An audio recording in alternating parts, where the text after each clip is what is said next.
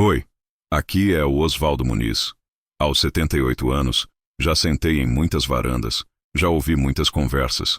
E foi assim que conheci histórias incríveis, como a que eu vou contar para você agora. Ah, e aproveita e me conta aí nos comentários. Qual é o seu nome? Quantos anos você tem e de onde você está assistindo? Adoro saber quem está do outro lado ouvindo minhas histórias. Vai ser um prazer te conhecer. Vou responder a todos os comentários. Agora vamos à história. Dona Elza, aos 75 anos de idade, carregava dentro de si um sonho silencioso, um desejo que a acompanhara por décadas como uma melodia suave e persistente no fundo de sua alma. Em um mundo construído sobre a base de letras e palavras, ela havia navegado pela vida com a dignidade dos que seguiam por outros mapas. A intuição, a memória prodigiosa, a sabedoria que não se aprende nos livros, mas nas provações do tempo. Criara seu único filho, Mateus, com o suor de um trabalho que exigia força nas mãos e não fluência nos olhos, lavando e passando roupas para fora, garantindo que a ele nunca faltasse o que a ela fora negado: a chave do conhecimento. E ela triunfara. Mateus se tornara um homem de sucesso, um orgulho que lhe aquecia o peito. Mas agora, com os netos já criados e os primeiros bisnetos correndo pela casa com seus livros coloridos, o antigo sonho de Elza retornava com uma urgência nova e terna. Ela não queria decifrar contratos ou ler jornais. Seu desejo era simples, mas profundo. Queria poder sentar-se com seus bisnetos, abrir um daqueles livros de contos de fadas e, com sua própria voz, dar vida aos dragões, princesas e mundos encantados. Queria ser a ponte, e não a espectadora, da magia das histórias. Foi com essa motivação tecida de amor e esperança que ela se matriculou na turma noturna de alfabetização de jovens e adultos, EJ, da escola pública do seu bairro. A vulnerabilidade de Elza era palpável. Suas mãos, enrugadas e manchadas pelos anos de trabalho árduo, tremiam ao segurar o lápis. A memória, antes sua aliada infalível, agora demorava a reter a forma das vogais e o som das consoantes. Na sala de aula, um mosaico de rostos jovens e cansados que buscavam um futuro melhor, ela se sentia uma relíquia de outro tempo, uma ilha de lentidão num oceano de pressa. O isolamento não vinha dos colegas, que a tratavam com um respeito carinhoso, mas de dentro dela mesma, da comparação silenciosa entre sua dificuldade e a aparente facilidade dos mais novos. A antagonista de sua jornada não era a complexidade do alfabeto, mas a figura da professora Angélica. Uma mulher na casa dos 40 anos, Angélica era o produto de um sistema que a desgastara. A paixão inicial pelo magistério havia sido substituída por uma exaustão crônica, um cinismo velado e uma impaciência que se manifestava como uma barreira entre ela e seus alunos. Ela via a turma não como um conjunto de sonhos individuais, mas como uma meta a ser cumprida, um índice a ser melhorado. E em sua visão pragmática e apressada, Dona Elza era um obstáculo. A lentidão da idosa, suas perguntas hesitantes, sua mão trêmula que mal conseguia formar um A legível, tudo isso parecia a Angélica um entrave ao progresso da classe, um fardo que atrasava os demais. A traição ao sonho de Elza não foi um ato único e dramático, mas uma sucessão de pequenas e cortantes humilhações. Começou com suspiros de impaciência quando Elza pedia para repetir uma explicação. Continuou com comentários passivo-agressivos como: "Vamos, Dona Elza, os outros estão esperando", ditos em voz alta para que toda a turma ouvisse. Angélica corrigia seus erros no caderno com traços vermelhos e agressivos, como se cada falha fosse uma ofensa pessoal. O legado que estava sendo roubado de Elza não era uma invenção ou uma empresa. Era algo infinitamente mais precioso: sua dignidade e a crença frágil de que ela ainda era capaz de aprender. A professora, sem saber, estava zombando dos mesmos valores de perseverança e resiliência que Elza havia inculcado em seu filho, os mesmos valores que foram a base para o sucesso extraordinário dele. Cada gesto de desprezo de Angélica era uma negação da vida de luta e superação de sua aluna mais velha. Uma tentativa de apagar a chama de um sonho que levara 75 anos para ousar brilhar. E o pior ainda estava por vir. O clímax da crueldade de Angélica se deu numa noite fria de quinta-feira. A lição era simples: Treinar a escrita do nome completo na lousa era um rito de passagem na jornada da alfabetização, um momento de orgulho para a maioria. Quando chegou a vez de Elsa, um silêncio apreensivo se instalou na sala. Ela caminhou até a frente, o giz parecendo estranhamente pesado em sua mão. O nome Elsa Maria de Andrade parecia uma sequência de montanhas intransponíveis. Ela conseguiu desenhar um E e um L trêmulos, mas as letras seguintes se embaralharam em sua mente, a pressão dos olhares fixos nela paralisando seu raciocínio. Dona Elsa, pelo amor de Deus! A voz de Angélica estalou no silêncio, carregada de uma frustração que transbordava em desprezo. Estamos aqui há 5 minutos olhando para esse rabisco. Eu tenho mais 20 alunos nesta sala que precisam da minha atenção. Se a senhora não consegue nem isso, não sei o que está fazendo aqui. Sinceramente, uma velhinha inútil como a senhora só atrapalha a turma. A expressão velhinha inútil pairou no ar, densa e venenosa. Foi dita em voz alta, sem filtros, para que todos ouvissem. Os outros alunos se encolheram em suas cadeiras, chocados com a brutalidade. O rosto de Elsa perdeu toda a cor. As lágrimas, que ela segurava com tanto esforço, finalmente vieram, silenciosas e quentes, traçando caminhos em sua pele enrugada. Ela largou o giz, que se espatifou no chão, e sem olhar para ninguém, voltou para sua cadeira, recolheu suas coisas com as mãos trêmulas e saiu da sala de aula, deixando para trás um silêncio ensurdecedor de vergonha e indignação. Naquela noite, o sonho de Elsa não foi apenas adiado, foi pisoteado. Ao chegar em casa, ela guardou o caderno e o lápis no fundo de uma gaveta, como quem enterra um ente querido, sentindo o peso esmagador de seu fracasso e daquelas palavras cruéis que ecoavam em sua mente. Os dias que se seguiram à humilhação pública foram um borrão de tristeza e reclusão para Dona Elsa. A gaveta onde guardara seu material escolar permaneceu fechada, um mausoléu para seu sonho despedaçado. Ela se sentia exatamente como a professora a havia descrito: inútil. A vergonha a impedia de sair de casa, de encarar os vizinhos. O que diria? Como explicaria ter desistido? A crueldade de Angélica havia atingido seu alvo com precisão cirúrgica, atacando a vulnerabilidade que Elsa mais temia. A de ser um fardo, a de que seu tempo para aprender já havia passado. Em meio à desolação, contudo, a mente de Elsa começou sua própria e silenciosa investigação. Não uma investigação de fatos, mas de sentimentos e memórias. Ela se lembrava das noites em claro, quando o pequeno Mateus tinha febre, e ela, sem saber ler a bula do remédio, passava horas cuidando dele baseada no instinto e nas orientações que memorizara do médico. Lembrou-se de contar moedas para garantir que ele tivesse os melhores cadernos, os lápis mais apontados, o uniforme sempre limpo, mesmo que para isso ela usasse o mesmo vestido remendado por anos. Lembrou-se do orgulho avassalador no dia da formatura dele na faculdade de Direito, quando ele, em seu discurso, dedicou o diploma a ela, a mulher mais sábia e forte que ele conhecia, cuja força não vinha das letras, mas do amor incondicional. Essas memórias eram a sua força oculta. A resiliência forjada em uma vida de superação não poderia ser apagada por uma única frase cruel. A humilhação doera, sim, mas a história de sua vida era maior que aquela ferida. Ela não era uma velhinha inútil. Ela era a mulher que erguera um homem extraordinário do nada. E foi essa percepção que começou a transformar sua dor em uma nova e silenciosa determinação. O aliado inesperado surgiu na forma de Lucas, um jovem de 18 anos que era seu colega de turma. Lucas trabalhava como entregador durante o dia e sonhava em cursar engenharia. Ele havia testemunhado a cena na sala de aula com uma fúria impotente. 2 dias depois do incidente, preocupado com a ausência de Elsa, ele bateu em sua porta. "Dona Elsa?" ele disse sem jeito, segurando um livro de caligrafia infantil. Eu senti sua falta na aula, e eu discordo da professora. A senhora não é nada daquilo que ela disse." Elsa, surpresa com a visita, convidou-o a entrar.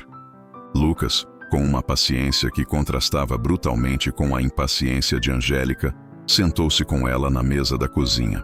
"Olha", ele começou, "meu avô também aprendeu a ler depois de velho. Ele dizia que a mão treme, mas o coração aprende. Vamos tentar juntos? Só um pouquinho por dia.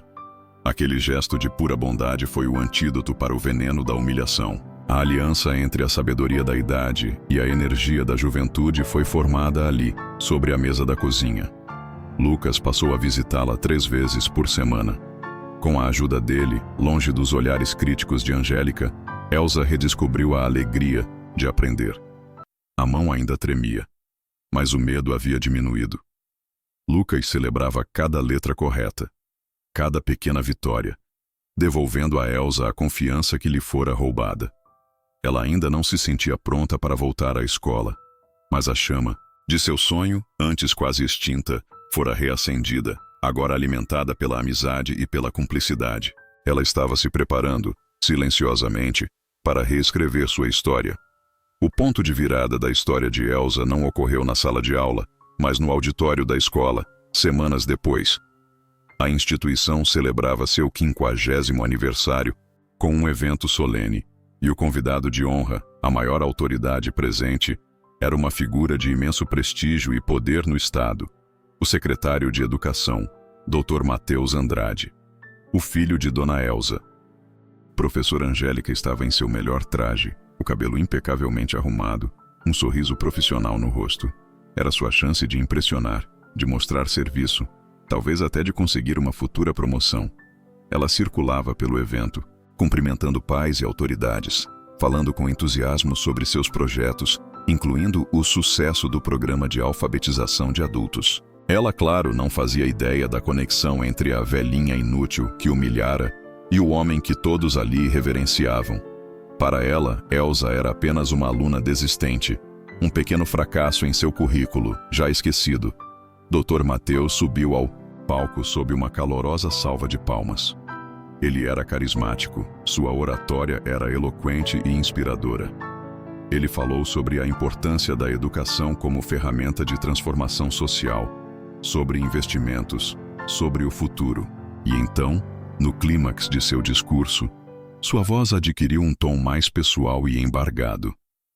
Tudo o que conquistei, ele disse, olhando para a plateia atenta, devo a uma pessoa, uma mulher de força inabalável, que nunca teve a oportunidade de sentar-se em uma carteira escolar quando jovem.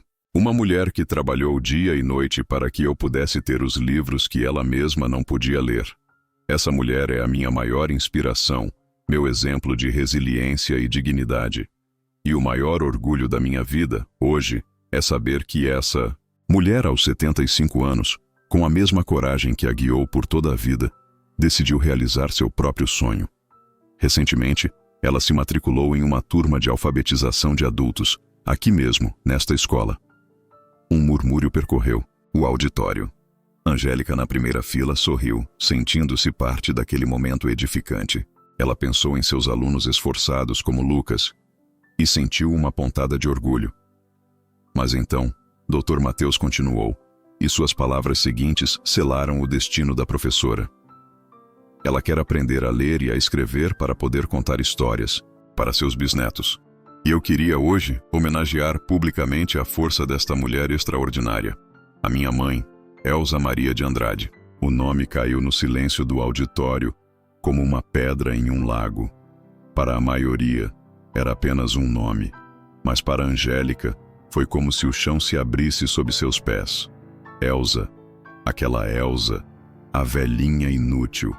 A imagem do rosto choroso da idosa, saindo da sala de aula, invadiu sua mente, seguida pela lembrança de suas próprias palavras cruéis. Um suor frio brotou em sua nuca. O secretário de Educação, o homem mais poderoso da hierarquia a qual ela pertencia, o homem a quem ela tentava agradar, era o filho da mulher que ela havia humilhado da forma mais vil possível. A revelação foi devastadora. O vulcão adormecido, sobre o qual ela construíra sua carreira de arrogância e indiferença, acabara de entrar em erupção. O coração negro daquela situação não era a dificuldade de aprendizado de uma idosa, mas a escuridão de seu próprio preconceito, agora exposto sob a luz mais forte e implacável que poderia existir. Aquele não era mais um pequeno incidente em uma sala de aula esquecida. Era uma ofensa direta à mãe do homem que detinha seu futuro profissional nas mãos. O medo, a vergonha e a plena consciência da enormidade de seu erro a paralisaram. A dor da traição que ela infligira a Elsa agora retornava a ela na forma de pânico puro. Em vez de se sentir esmagada, no entanto, a lembrança da dignidade silenciosa de Elsa ao sair da sala acendeu em Angélica não uma chama de luta, mas a primeira e aterrorizante centelha de uma culpa que ela sabia que a consumiria.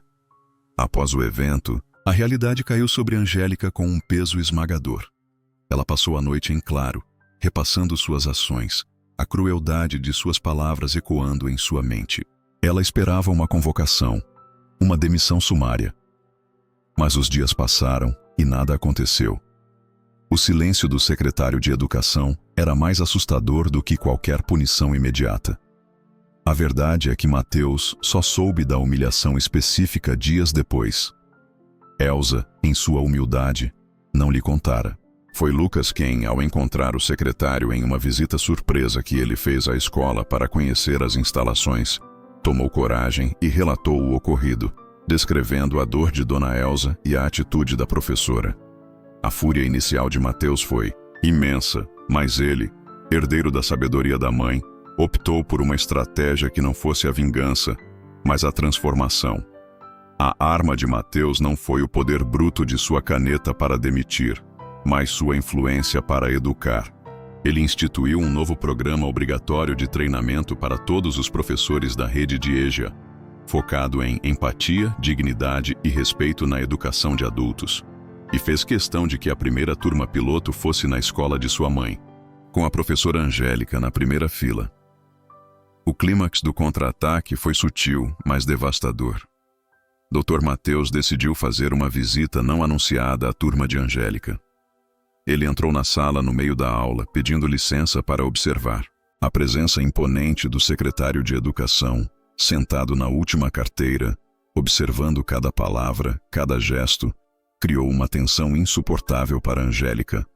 Ela gaguejou, suas mãos tremiam, sentindo na pele o mesmo nervosismo e a mesma sensação de julgamento que infligira a Elsa. Foi a lição mais eficaz que poderia receber. No final daquela aula, Angélica, com os olhos vermelhos e a voz trêmula, caminhou até a carteira onde Dona Elsa estava sentada. Ela havia retornado às aulas na semana anterior, incentivada por Lucas. Na frente de toda a turma e do secretário, Angélica pediu perdão. Dona Elsa, ela começou, as lágrimas escorrendo livremente. Eu não tenho palavras para descrever o quão errada eu fui. A senhora não é nada daquilo que eu disse. Eu fui inútil. Inútil como professora e como ser humano. Se a senhora puder me perdoar, eu gostaria de ter a honra de ser sua aluna e aprender com a sua força. A vitória de Elsa foi naquele momento. Era uma vitória agridoce, pois seu sonho puro de aprender fora manchado por uma dor desnecessária. Mas ao ver o arrependimento genuíno da professora, ela encontrou em seu coração a capacidade de perdoar. Com um aceno de cabeça e um sorriso suave, ela aceitou o pedido. Aquele evento transformou a todos. Professora Angélica, profundamente mudada pela experiência, tornou-se a educadora mais dedicada e paciente da rede, uma defensora ferrenha da dignidade de cada aluno. Lucas, inspirado pela jornada de Elsa, decidiu que queria ser professor e se matriculou no curso de pedagogia.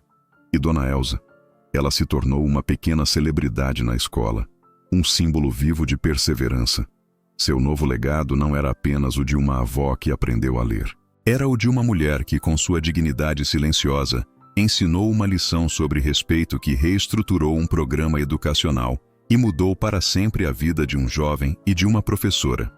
Meses depois, em uma tarde ensolarada, ela finalmente se sentou na varanda, rodeada por seus bisnetos. Abriu um livro de capa colorida, sua mão agora firme, e com a voz embargada pela emoção, começou. Era uma vez. O sonho estava realizado, a história, enfim, reescrita.